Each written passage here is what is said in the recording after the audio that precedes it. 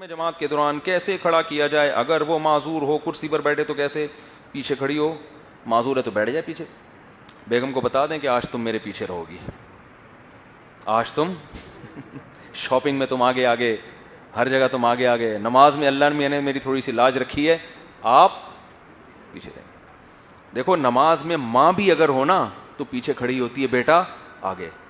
امی عائشہ نے اپنے غلام کے پیچھے امامت کی ہے. غلام تو بہت کم ہوتا ہے لیکن غلام آگے تھا، امی عائشہ پیچھے. نماز میں مرد کا مرد ہونا اللہ ہائی لائٹ کرتے ہیں کہ امامت کے اہل کون ہے؟ مرد ہے، عورت نہیں ہے. ہمارا جو لبرل طبقہ ہے نا، اس نے تو عورت ہی کے حقوق بیان کیے، اتنے مرد کو تو بالکل ہی نظر انداز کر دیں، وہ تو مخنچو ہے، کسی کام کا نہیں ہے. وہ اسلام نے اعتدال کیا ہے. اسلام نے کہا عورت مرد کو کہ عورت کو عزت دو، اس کو محبت دو، لیکن مقتدا اور رہبر کون بنے گا؟ بولو نا، وہ مرد بنے گا. تو نماز میں بھی، حکومت میں بھی، گھر کے اندر بھی سربراہ کون ہے؟ آدمی ہے. تو نماز میں اللہ مرد کی صفت کو، حتیٰ کہ عورت اگر آپ ایک امام کے پیچھے نماز پڑھ رہے ہیں اور خاتون نماز میں آپ کے بالکل ساتھ کھڑی ہو جائے تو مرد کی نماز باطل ہو جاتی ہے. سمجھتے ہو؟ حرم میں اس پر عمل اس لیے نہیں کیا جاتا، دفع حرج کے لیے. وہاں فقہ حنفی کو ہم چھوڑ دیتے ہیں کیونکہ اس پر عمل کرنا ممکن نہیں ہے. حدیث میں آتا خیروہن من حیث اخرہن اللہ، نماز میں خواتین کو پیچھے کھڑا کرو. تو امام صاحب کہتے ہیں یہ رکن ہے نماز کا، اگر ساتھ ہو گئی تو نماز کی ایک شرط ختم ہو جائے گی. تو اس حدیث سے استدلال کیا ہے. تو گھر میں بیگم کو نماز پڑھائیں. بیگم ایکچولی آج آپ تھوڑی دیر کے لیے کائنڈلی پیچھے چلے جائیں. جب یہ پوری تقریر سنے گی نا پھر وہ پیچھے نہیں کھڑی ہوگی. ویسے ٹھیک تھی، کہہ رہی تھی ٹھیک ہے، لیکن کہہ رہی اتنی لمبی تقریر کے بعد اب میں پیچھے، آپ اخپل نماز پڑھیں، میں اخپل نماز پڑھوں. بیوی کو گھر میں جماعت کے دوران یہ ہو گیا. غسل نماز کی نیت سے کیا کیا ہوا ہو تو وضو کرنا ضروری ہے؟ نہیں، غسل کسی بھی نیت سے کیا تو ہو گیا بس. قرآن خوانی میں کسی کی دل جوئی کے لیے جائیں تو کیا سپارہ پڑھ سکتے ہیں؟ قرآن خوانی اصال ثواب کے لیے ہو رہی ہے تو نہیں جائیں، برکت کے لیے ہو رہی ہے تو جانے کی گنجائش ہے، دل جوئی کے لیے جا سکتے ہیں. مردوں کے اصال ثواب کا طریقہ بس یہ کہ دعا کیا کریں اللہ اس کی بخشش کر دے، بس اے اللہ اس کی بخشش کر دے، اور صدقہ خیرات کر دیا کریں، کوئی بھی نیکی کر کے اس دل میں نیت کر لیں، اس کو ثواب پہنچ جائے. امانت کو کچھ وقت کے لیے استعمال کرنا جائز ہے. جس نے امانت دی ہے اس کی اگر اجازت ہو تو جائز ہے، اس کی اجازت کے بغیر جائز نہیں ہے. اجازت کبھی صراحتاً ہوتی ہے، کبھی دلالتاً ہوتی ہے. تھوڑی گاڑی اردو ہے. صراحتاً کا مطلب یہ کہ آپ کو کسی نے 5,000 روپے دیے، میری امانت ہے، یہ صدقے کی رقم ہے، فلاں کو دے دینا، ٹھیک ہے نا. آپ جا رہے ہو، گاڑی کا پیٹرول ختم ہو گیا، جیب میں ہاتھ ڈالا، بٹوا نہیں ہے. اب وہی صدقے کے 5,000 جو کسی نے امانت کے طور پہ دیے تھے، آپ کو پتہ ہے گھر میں میرا بٹوا موجود ہے، میرا پرس موجود ہے، اس میں 5,000 پڑے ہوئے ہیں، تو میں یہ ابھی یہاں لگا دیتا ہوں اور گھر جاؤں گا تو وہ 5,000 صدقے میں دے دوں گا. تو یہ جائز ہے. کیوں؟ جس نے آپ کو دیے ہیں اس کو جب یہ پتہ چلے گا تو اسے کوئی وہ نہیں ہوگا، وہ کہے گا بھائی کوئی بات نہیں یار، وہ تو کوئی کھائے تھوڑی ہیں تم نے. تو صراحتاً اجازت یا دلالتاً کا مطلب یہ کہ آپ کو یہ علم ہے کہ اگر وہ ہوتا تو وہ یہ عمل دیکھ کے ناراض نہ ہوتا، تو ایسا بھی جائز ہے. اچھا بھائی، کتوں کے کاٹنے کے ڈر سے گھر پر جماعت کرنا. میں بہت کراچی میں ہر ہفتے لوگوں کو دیکھ رہا ہوں جو کراچی میں کتوں کی وجہ سے زخمی ہوئے ہیں. اس دن ایک بھائی بیچارے ٹانگ توڑوا بیٹھے، پلستر بندھا ہوا ہے ٹانگ پہ، یہاں جمعے میں آئے ہوئے تھے. ابھی چند دن پہلے ایک صاحب کے ہاتھ میں پلستر بندھا ہوا ہے کہ یار بائک کتے سے ٹکرا گئی، گاڑی کتے سے، کل میری گاڑی کتے سے ٹکراتے ٹکراتے بچی ہے. ایک دم کتا سامنے آ گیا. اور گاڑی میں مسئلہ یہ ہوتا ہے کتے کو بچانے کے بریک لگاؤ تو پیچھے نہ کوئی گھسیڑ دے. تو حکومت کو بالکل، الحمدللہ ہمارے ہاں پیپلز پارٹی کی حکومت ہے سندھ کے اندر، اور اللہ کا بڑا فضل ہے. بس یہ جس پہ ہم اللہ کا جتنا شکر ادا کریں اس پہ الحمدللہ کم ہے. کچھ پولیس والے آئے ملنے کے لیے تو میں نے ان سے بات کی، یار رشوت لے رہے ہو، یہ کر رہے ہو، نہیں کرنا چاہیے.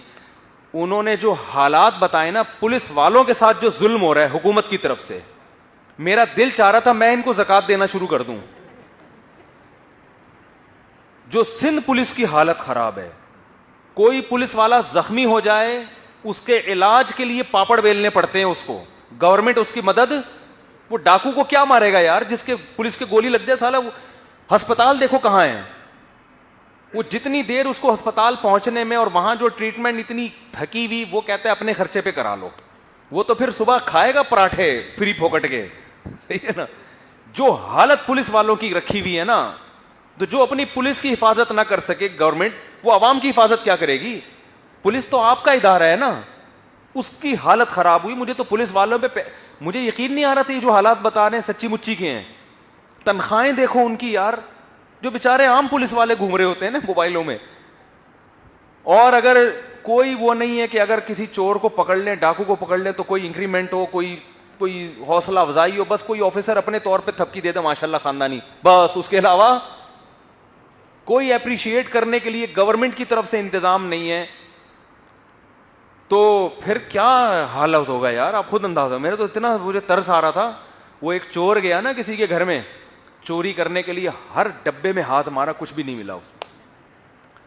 تو اس کو اٹھایا گھر کے مالک کو، جیب سے 50 روپے نکال کے بولے کچھ کھا لے یار، ناشتہ کر لینا، چل رہا. تو پولیس والوں کی جو حالت سندھ گورنمنٹ نے کی ہوئی ہے، اگر آپ کو پتہ چل جائے، آپ ان کے پراٹھے خود ہی بنوا دو. ہوٹل والے سے بولو یار جتنی موبائل نا میرے خرچے پہ ان کو ناشتہ کرا دینا. عام پولیس والوں کی، میں آفیسر کو نہیں میں زیادہ جانتا ان کی حالت کیسی ہے واللہ عالم، لیکن یہ ان کی رشوت تو پھر بھی جائز نہیں ہے، لیکن حالت بہت خراب ہے. تو جس گورنمنٹ نے آپ کی پولیس کو یہ نچوڑ دیا ہو تو وہ عوام کو کیا نچوڑے گی؟ تو وہ کتوں کی فکر نہیں کرے گی. یہ کتے پیدا ہوتے رہیں گے، فیملی پلاننگ والے اس پہ خوش رہیں گے کہ انسان کم ہو رہے ہیں، کتے مارکیٹ میں بڑھ رہے ہیں. تو یہ خود ہی محلے والوں کو چاہیے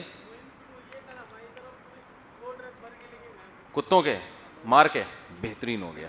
دفنایا کہاں ہوں سرجانی میں؟ تو سرجانی والوں کا کیا قصور ہے یار؟ ہمارے محلے میں بہت ہو گئے ہیں بھائی. کوئی میں نے اب ساتھیوں سے کہا ہے، مجھے کسی نے بتایا یہ اللیگل ہے اس لیے میں رکا ہوا ہوں. کسی نے بتایا کتوں کو مارنا غیر قانونی، این جی اوز آئیں گے اور جرمانہ ہوگا وغیرہ وغیرہ، اس لیے میں رکا ہوا ہوں. مجھے پتہ چل جائے نا کوئی قانون کوئی اللیگل نہیں ہے تو میں فی کتا میں نے 500 روپے رکھا ہوا ہے. جو ایک کتا مارے گا اور مار کے ٹھکانے بھی لگائے گا، ایسا نا لاش ادھر ہی پھینک دے اس کی، 500 روپے مجھ سے آ کے لے لے. ویڈیو بنایا میں کتا مار رہا ہوں. اب ایسا نا پورے کراچی میں تو میں کروڑوں میں تو اپنے محلے کی بات کی ہے. اس میں یہ بھی ڈر ہے کہ ڈیفینس کے کتے بھی ہمارے محلے میں لا کے چھوڑ کے ماریں گے کہ آپ نے اپنے محلے. تو یہ اناؤنسمنٹ میں واپس لے رہا ہوں، لیکن میں نے یہ کہا ہوا ہے کہ بھائی جو اپنے محلے میں نے یہ کہا ہوا ہے، لیکن اب میں واپس لے رہا ہوں کیونکہ ڈر اس بات کا ہے کہ دوسرے کتے بھی ہمارے محلے میں لا کے ماریں گے لوگ نا پیسوں کے لیے. تو ہمارے محلے کے کتے اگر آپ کوئی کر دے یار تو میرا دل چاہ رہا ہے میں اس کو فی کتا 500 روپے دوں، کیونکہ ہمیں بہت ٹینشن ہو گئی ہے. جاگنگ کرتے ہوئے ڈر لگ رہا ہوتا ہے کہ کوئی کتا نہ. اس دن میں پارک بنتا میں جاگنگ کر رہا تھا، پوری کتوں کی فوج سامنے بیٹھی ہوئی تھی. میں نے کہا ایک کا بھی میٹر گھوم گیا نا یہ جاگنگ بہت مہنگی پڑ جائے گی. ایسی جاگنگ ہوگی کہ سارا کولیسٹرول جو ضروری ہے وہ بھی ختم ہو جائے گا. تو کریں یار کچھ مل جل کے محلے والے کچھ کرو بھائی، ٹھکانے لگاؤ، انسانوں کو بچاؤ یار. کتوں کے کاٹنے کے ڈر سے گھر پہ جماعت پڑھنا، اگر واقعی ڈر ہے تو گھر پہ پڑھ سکتے ہیں. کتا تو کاٹ لے تو بڑی عذاب بن جاتا ہے، بعض وہ پاگل ہوتا ہے نا وہ، اور پتہ نہیں ہوتا کہ آپ کو یہ پاگل ہے. Thanks for watching. Don't forget to like, comment, share and subscribe to Mufti Tariq Masood, famous scholar.